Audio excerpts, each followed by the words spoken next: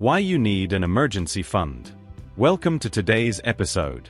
We're diving into a topic that's crucial for financial stability and peace of mind. Emergency fund.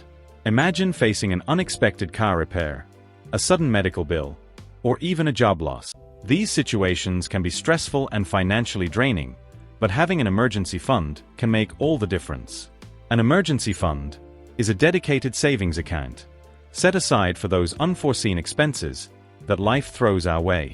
It's not just about having money saved, it's about creating a financial buffer that protects you from falling into debt or having to make tough financial decisions under pressure. And why is an emergency fund so important? Firstly, it provides a safety net that allows you to handle emergencies without disrupting your long-term financial goals.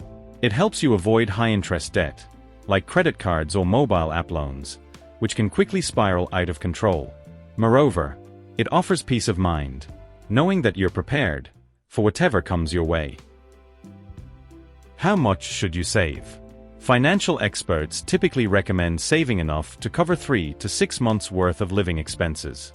However, the exact amount can vary based on your personal circumstances, such as your job stability, monthly expenses, and whether you have dependents. Consequently, if you consider your job to be unstable, or you have more dependents, then a huge emergency fund would be better. Where to keep your emergency fund? It's important to keep your emergency fund in a liquid and easily accessible account, such as a savings account or a money market account, but not your normal checking account or current account. And this is how you can build an emergency fund. 1. Start small. Begin by setting aside a small, manageable amount each month.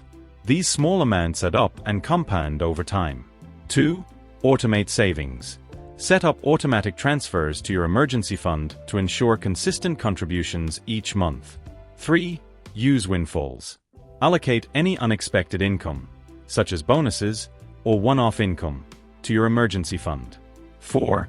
Cut unnecessary expenses. Identify and reduce non-essential spending to free up more money for your emergency fund. When to use your emergency fund? Only use your emergency fund for real emergencies. For example, 1. To pay unexpected medical expenses. 2. To pay for major car or home repairs. 3.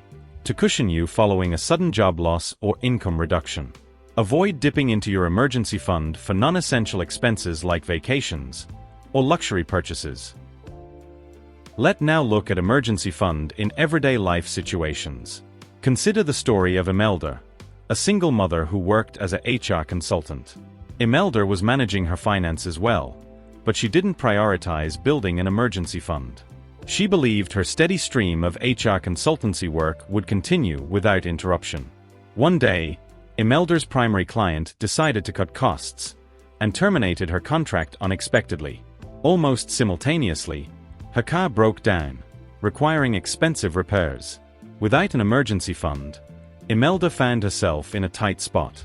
She had to rely on high-interest credit cards to cover her living expenses and car repairs.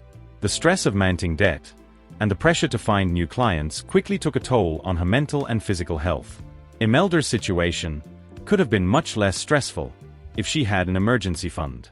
It would have provided her with a financial cushion to cover her expenses while she looked for new work, avoiding the high-interest debt and the associated stress. This story underscores the importance of having an emergency fund to navigate life's unexpected challenges. As we wrap up today's episode, we've explored the vital role of emergency fund in safeguarding our financial well-being.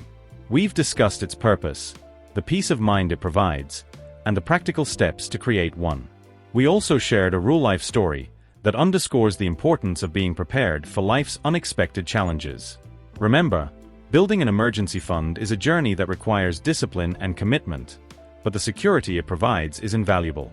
Start small, stay consistent, and watch your financial resilience grow. Thank you for joining us today.